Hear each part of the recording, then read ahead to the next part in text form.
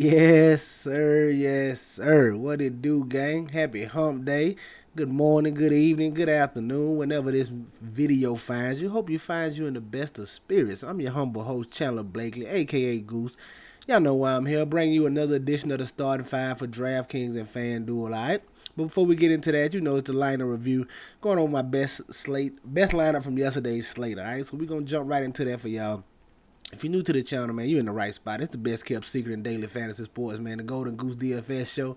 Hit that subscribe button. You won't be sorry. Turn your notification bells on so you can be here rocking with us whenever the videos drop, alright? Also, one small favor, one small gesture of kindness. Hit that like button for your boy, man. It's greatly appreciated. I thank y'all so much, man. Alright?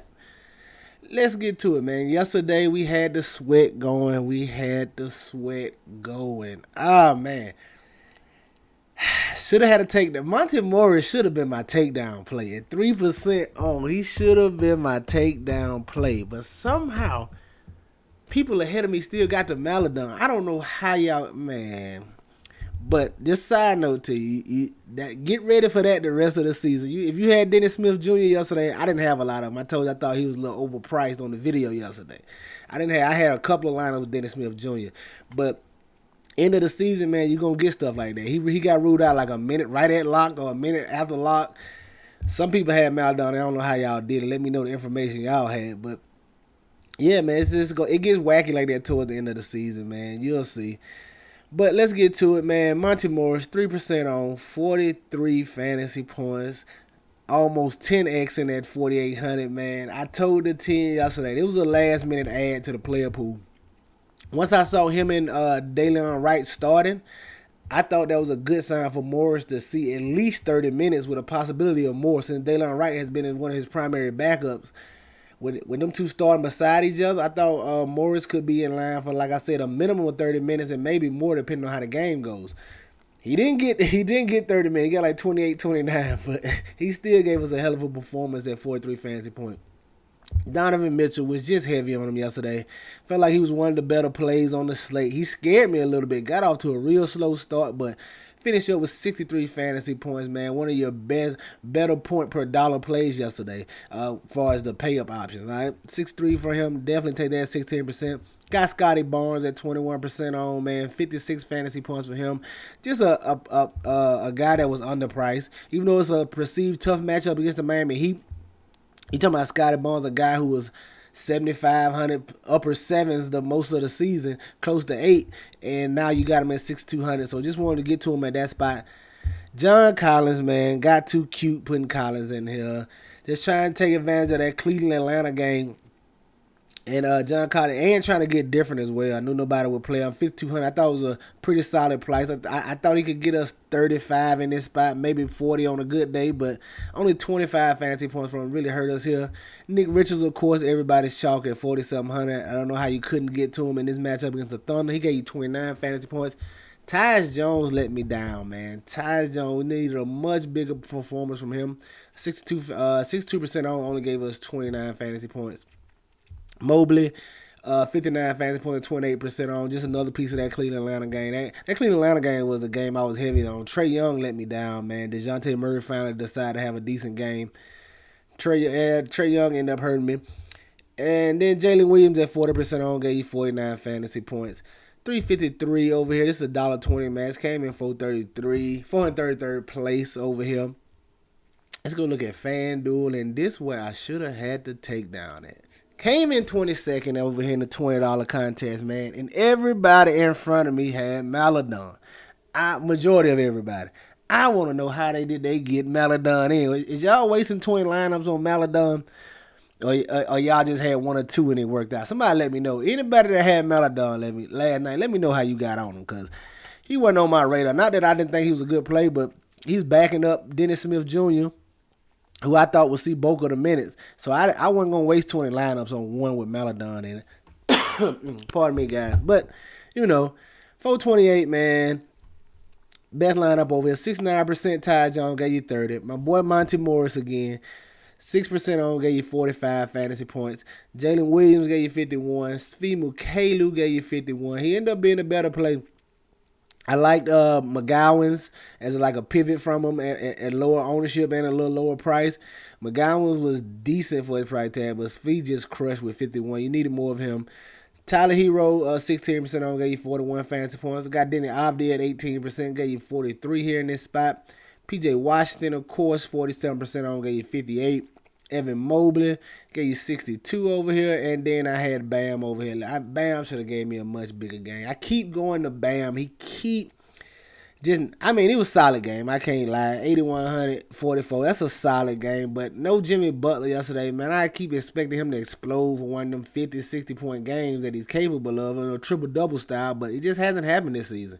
I don't know what it is, but 222 came in 22nd place, man. Like I said, very solid night overall, man. Triple the buy-in, quadruple the buy-in on DK. Doubled up on FanDuel, so it was a solid night. Let's get to today's slate, though. We got a monster 10 game on this Wednesday that I am not ready to deal with. It is going to be a headache. Hopefully we get most of this news before lock, like we did yesterday, and we can build our lineups accordingly, but don't be surprised if we don't. So, it's towards the end of the season. But let's get to it, man. At the top point guard, give me Ja Morant, Mr. Parade inside my city. Yeah, 9K should be back here, man. Going against the Clippers, I like attacking the Clippers at the point guard and at the center. If you watch me, you done heard me say that before. I think Ja right here should finally see. He saw 29 minutes last time. I expect him to tick up to at least over 30 here in this spot, and 9K is a great price for him going against the Clippers. Like I said, I know they've been limiting him, trying to get his conditioning up, but they're gonna want to ramp him up at least in a few spots before the playoffs start to know his conditioning is there. So these are one of those spots I look for him to possibly see more than 30 minutes here. He should get right at 30 minutes minimum, in my opinion, but he could see a little more, maybe 34, 35 minutes here in this spot, depending on how the game go. I definitely want to be early to the party on Ja Morant at 9K. At the shooting guard, we can go right back to Shannon Sharp here at 6,700. I know the price tag up on him. I know it's still sticker shock. Nobody's really going to play him. They're going to want to go back to Keon Johnson, as he had the big game last time in a blowout. But Sharp here at 6,700. Great matchup against the Sacramento Kings. He's the primary offensive weapon. I don't mind going to him. I done seen 50 fantasy points out of him, so I know what's in the chamber over here. 6,700. If he drop you a 50 tonight, you definitely can use that on this 10-game slate. So I don't mind going back to Mr. Sharp here at 6,700, going against the Sacramento Kings. He's going to orchestrate the whole offense. Get you some Sharp, man. At the small forward, look at Cameron Johnson, 5,900. His price just stays right here. He's primarily a scorer and a shooter, but he's going against a team that gives up a lot of offense. Similar to, we picking on these Houston Rockets once again, man. He should get open looks at three. We just need his shots to fall. The minute should be there barring foul trouble, because somehow he got to Brooklyn and turned into a fouler. He never fouled as much in Phoenix. So if we can avoid that, man, I think this is a good spot for him to turn you a nice game here at 5,900. At the power forward spot, want to look at Jordan Nwora, 5,200. Expect him to continue to be in the starting lineup. Now, we got to monitor and make sure, though. Indiana could change it at the drop of a hat, but as long as he's in the starting lineup, I like him in this spot going against his old team here in Milwaukee Bucks. 5,200. He's a scorer, man. He's one of the scoring weapons for this team. I like getting Nwora. I like this price tag. I like the matchup. I like everything about it, man. Give me some Jordan Nwora at 5,200. And at the center, I want to look at Nick Claxton, 7K. Center's rough today. Now, Nick Claxton just here for holding. I'm going to let you know. My favorite player is Joel Embiid. If Joel Embiid plays, sign me up for all the Joel Embiid. He is going to absolutely destroy Dallas down there. They don't have a big to throw at him. He might have 30, 20, and 4 assists. I'm telling you, he's going to destroy them down low if he plays. I love Joel Embiid. But since we don't know he's questionable right now, Nick Claxton's another player I like right here, 7K. Love the matchup. This is his type of game. Should be up and down. Houston should push the pace. He's an athletic, rangy center here, so I expect him to be able to use that athleticism in this matchup here against the Houston Rockets. I like going to Nick Claxton at 7K. There you have it, man. Your starting five for DraftKings: Ja Morant, Shannon Sharp, Cam Johnson, Jordan Nwora, and Nick Claxton. Get you some exposure to these guys. Get them in your player pool. Let's go look at FanDuel and see what I'm feeling over there, all right? Coming in at FanDuel, staying with Ja Morant at the top, 9,900, guys. Look, don't mind this out sign. This is why you got to really look at it. Don't trust the sites. If you just look at this site and you see out, Don't think that is what it is. They already said, if you click on it and read the little news blurb, it said the coach expects him back today. So don't be worried about this. You got to do your research, guys. Don't expect the site to do your work for you. But Ja Morant, 9,900. Definitely like him for all the reasons I just stated. At the shooting guard, I like some Zach LaVine, 8,100. I like this price tag. I like this game environment. I like this Lakers Bulls game. I'm definitely going to get some pieces of this, whether it be DeRozan or Vooch. You know, I don't really want two of those Bulls on the same lineup, but I'm going to get some AD in here, maybe a little LeBron. We'll see how it goes, but I like this game environment. I like Zach LaVine at 8,100. Coming at small forward, nothing changed. Cam Johnson, 6,100. A $200 price increase over here, but I still think it's a solid price and a great matchup, man. I'm going to have a lot of Cam Johnson right now before news breaks and open up more value. But right now, the slate was starting, I have some Cam Johnson. At the power forward, staying with Jordan Nwora, same concept. He's only $200 more expensive over here on FanDuel, but I like the spot for him. The minutes should be there. The scoring opportunity should be there against his old team in the Milwaukee Bucks. I like getting the Jordan Nwora. And at the center spot, I want to look at Domantas Sabonis, 10-2.